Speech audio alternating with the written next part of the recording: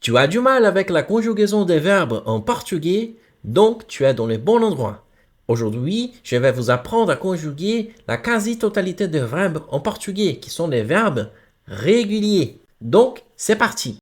En portugais, comme en français, nous avons trois groupes de verbes. Ce sont les verbes en AR, ER et IR, comme je vous disais. Je vais vous apprendre à les conjuguer dans le présent, dans le passé et dans le futur. Donc, commençons par les verbes terminés par AR. Ok, c'est l'équivalent des verbes terminés par ER. La plupart des verbes qui se terminent par ER en français vont se terminer par AR en portugais. C'est le cas, par exemple, du verbe parler. Parler en portugais, c'est falar. Falar. Donc, vous voyez, ça termine en ER en français et en AR en portugais. Donc, c'est comme en français, hein, le verbe, il y a une partie qui a la racine qu'on va garder constante, et dans la conjugaison, on va modifier la terminaison, la fin, la terminaison des verbes. Ok? Donc, la racine, c'est tout sauf AR ou ER ou IR. Donc, c'est tout sauf la terminaison. Par exemple, le verbe falar, il est un verbe du premier groupe, donc qui se termine par AR. Donc la racine, c'est FAL. Donc, dans toute la conjugaison, on va supprimer l'AR final et remplacer par les bonnes terminaisons adéquates pour la personne que nous sommes en train de conjuguer. Donc, partons sur un exemple. Par exemple, le verbe falar conjugué au présent de l'indicatif. Ok? En français, on dit je parle. En portugais, on va dire eu falo. Tu parles, você fala. Il, elle parle, ele, ela fala. Nous parlons, nós falamos. Vous parlez, vocês falam. Il, elle parle, eles, elas falam. J'ai juste un petit commentaire. Donc ici, moi, j'aime la simplicité. OK? Donc, en portugais, il y a la distinction, il y a ce qu'on appelle la personne tu. OK? En portugais, c'est l'équivalent de tout. Mais c'est pas exactement comme en français. La notion de tutoiement et de vouvoiement, elle n'existe pas partout au Brésil et à São Paulo et dans la plupart du Brésil. Tout simplement, on n'utilise pas tout. On utilise toujours você. Et ça, c'est complètement correct. Il n'y a aucun problème avec ça. Ce qui est sympa avec você, c'est que la conjugaison de você, elle est toujours la même que la conjugaison de il, elle. Donc, c'est une conjugaison simple. Donc, si on remplace você par tout, qui est l'équivalent, quasiment l'équivalent de tu en français, la conjugaison est beaucoup plus compliquée. Donc, vous allez quelque chose en plus à retenir. Donc, ce sera plus difficile. Donc, il n'y a pas besoin parce que à São Paulo, par exemple, on n'utilise pas du tout la personne tout. D'accord? Donc, je vous conseille à utiliser toujours você à la place de tu en français. Deuxième remarque, comme vous pouvez le voir, donc você remplace vous et tu, donc singulier pour parler à une autre personne au singulier, et vous au pluriel, vous êtes, quand vous parlez de plusieurs personnes, donc vous au pluriel, en portugais c'est vocês, vocês, avec le S à la fin, et nous on aime prononcer le S. N'oubliez pas qu'en portugais on prononce la dernière lettre de chaque mot, hein. Donc, você, c'est tu et vous au singulier. Et vocês, c'est vous au pluriel. D'accord? Donc, revenons sur la conjugaison. Comme vous pouvez le voir, donc la racine a été conservée. Donc, FAL est partout. Donc, partout, nous avons FAL. OK? Ce qui a changé, c'est la terminaison. OK?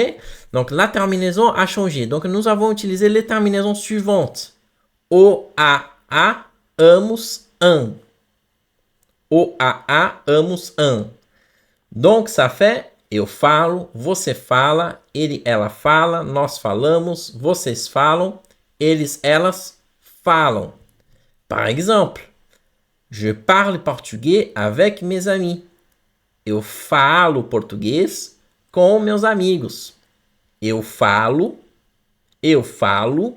português com meus amigos.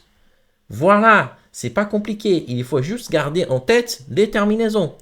Et pour tous les verbes réguliers qui se terminent par AR, donc tous les verbes réguliers du premier groupe, les terminaisons dans le présent vont être celles-ci, celles que je vous montre. Donc ça va résoudre 90% de vos problèmes. Donc passons maintenant au passé.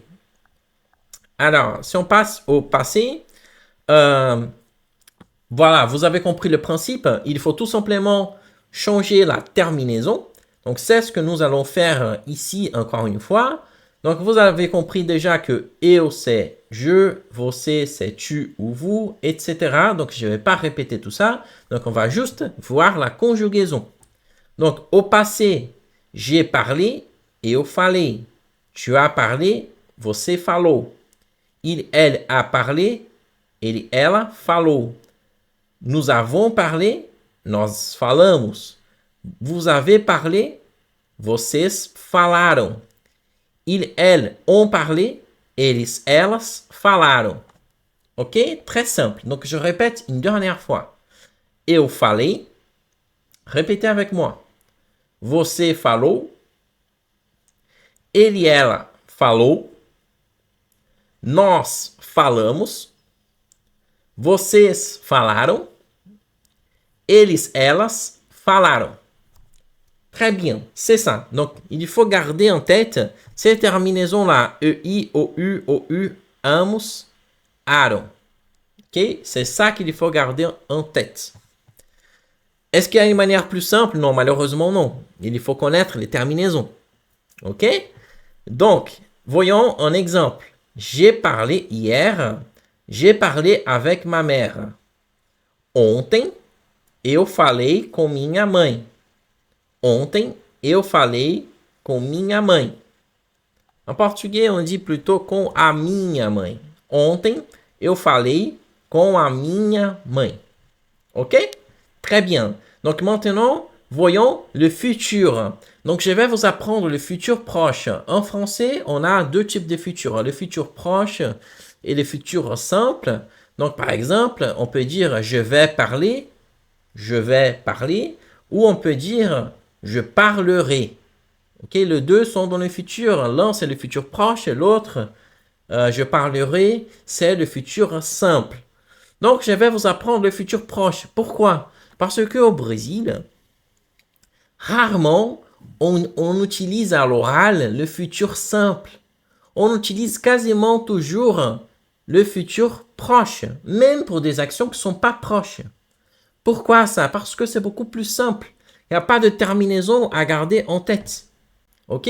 Donc tout ce que vous avez besoin de savoir pour la conjugaison du futur proche, voilà, le futuro próximo, le futur proche, c'est la conjugaison du verbe aller. C'est comme en français, hein? Je vais parler, on utilise je vais. Je vais, c'est le verbe aller. Vous allez parler. Vous allez, c'est le verbe aller conjugué. Ok? Donc, plus d'infinitif. Donc, c'est je vais parler. Parler est dans sa forme normale, sans conjugaison. Vous allez parler. Parler est aussi dans sa forme normale, sans conjugaison. Donc, tout ce qu'on est en train de conjuguer, c'est le verbe aller. En portugais, c'est exactement pareil. Donc, regardons un exemple. Par exemple, le verbe falar. Falar, c'est parler. Donc, je vais parler, eu vou falar. Donc, vous voyez, le verbe falar, il ne se modifie pas, il ne change pas, il ne bouge pas. Il reste dans sa forme infinitive, dans sa forme normale. On ne supprime pas la fin, on la garde telle qu'elle, comme on fait en français dans la conjugaison du futur proche. Donc, je vais parler, eu vou falar. Vous allez, tu vas parler, você vai falar. Você vai falar. Ele, elle va parler. Ele, ela vai falar. Nous allons parler. Nós vamos falar. Vous allez parler. Vocês vão falar. Ils, elles vont parler. Eles, elas vão falar. Ok? Donc, c'est très simple. Tout ce que vous avez à retenir, c'est vou, vai, vamos, vão. Vou, vai, vamos, vão. Ok? C'est tout ce que vous avez à retenir pour le futur proche. Donc, faisons ça. Regardons, répétons, répétez avec moi. Eu vou falar. Você vai falar. Ele, ela vai falar. Nós vamos falar. Vocês vão falar. Eles, elas vão falar. Très bien. Donc maintenant, regardons un exemple. Par exemple, demain, je vais parler avec le professeur. Amanhã, eu vou falar com o professor. Amanhã, eu vou falar com o professor. Très bien. Donc maintenant que nous avons vu comment ça marche au présent, au passé, au futur proche, le verbe terminé par un AR, les autres verbes, c'est exactement le même principe. La seule chose qui change, c'est la terminaison. Donc prenons par exemple le verbe manger. Manger en portugais, c'est comer. Comer. Donc ici, vous avez les terminaisons. Vous allez les écouter avec l'exemple. Ok? Donc, je mange, eu como. Você come. Ele, ela come. Nós comemos. Vocês comem. Eles, elas comem. Encore une fois, répétez avec moi. Eu como. Você come. Ele, ela come. Nós comemos. Vocês comem. Eles, elas comem. Ok? Donc, vous voyez, la racine, elle reste constante. C'est juste les terminaisons qui bougent. Et voici toutes les terminaisons dont vous avez besoin au présent pour conjuguer les verbes terminés en R. Donc, vous avez compris le principe. Très simple. Maintenant, vous avez juste à garder en tête les terminaisons. Donc, voyons maintenant un exemple. Je mange du riz tous les jours. Eu como arroz todos os dias. Eu como arroz todos os dias. Très bien. Donc maintenant, regardons le passé. Eu comi.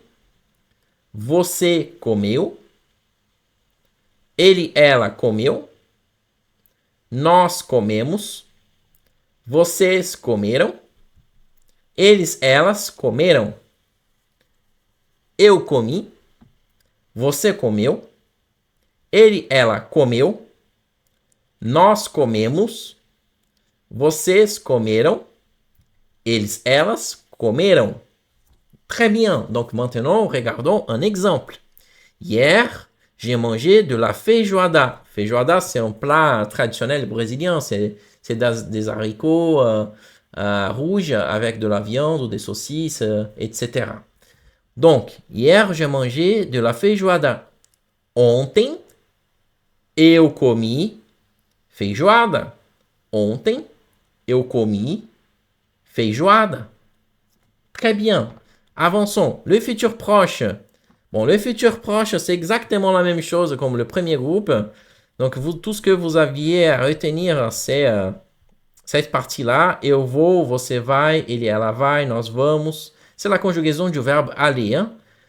Plus l'infinitif du verbe. Donc, l'infinitif du verbe, vous l'avez déjà. L'infinitif du verbe manger, c'est comer. Comer. Donc, là, je vous ai mis uniquement un exemple. Donc, par exemple, ce soir, je vais manger de la pizza.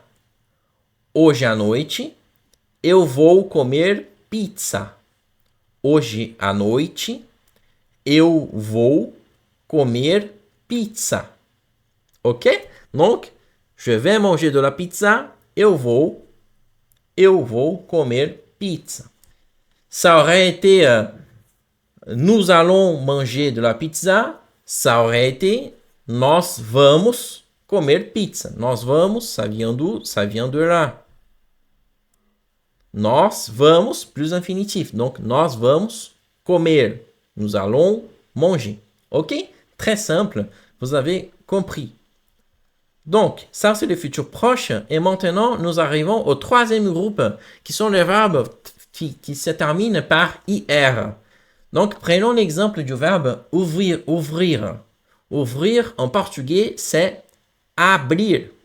Abrir. Passons à la conjugaison. Ici, vous avez les terminaisons. Écoutons les terminaisons en pratique. Eu abro. Você abre. Ele, ela abre. Nós abrimos. Vocês abrem. Eles, elas abrem. Répétez avec moi. Eu abro. Você abre. Ele, ela abre. Nós abrimos. Vocês abrem. Eles, elas abrem. Très bien. Donc maintenant, regardons un exemple. J'ouvre la fenêtre le matin. Eu abro a janela de manhã. Eu abro a janela de manhã. Très simple, non? La seule difficulté, c'est de apprendre par cœur les terminaisons. Donc, passons maintenant au passé. Eu abri. Você abriu. Ele, ela abriu. Nós abrimos. Vocês abriram. Eles, elas abriram. Répétez avec moi. Eu abri. Você abriu. Ele, ela abriu. Nós abrimos. Vocês abriram. Eles, elas abriram. Très bien. Donc maintenant, un exemple. Ce matin, j'ai ouvert la porte. Hoje cedo, eu abri a porta. Hoje cedo, eu abri a porta. Très bien. Donc maintenant, regardons le futur proche. Dans un instant, je vais ouvrir le cadeau. Daqui a pouco, eu vou abrir o presente.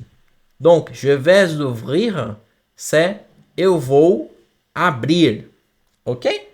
Donc, ça, c'est 90% des verbes en portugais. Pourquoi? Parce que ces conjugaisons sont pour les verbes réguliers.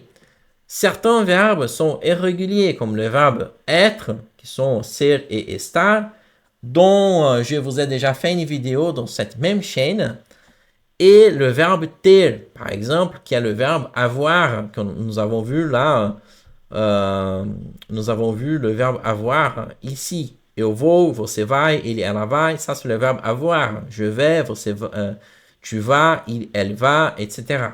OK? Donc, mais ça, c'est pas la majorité des verbes en portugais. Hein. La majorité, ce sont des verbes réguliers. Les irréguliers, là, on va les laisser pour une autre vidéo. Donc, merci beaucoup. Si vous avez aimé la vidéo, n'hésitez pas à laisser un commentaire, un like et vous abonner à ma chaîne. À la prochaine. Merci.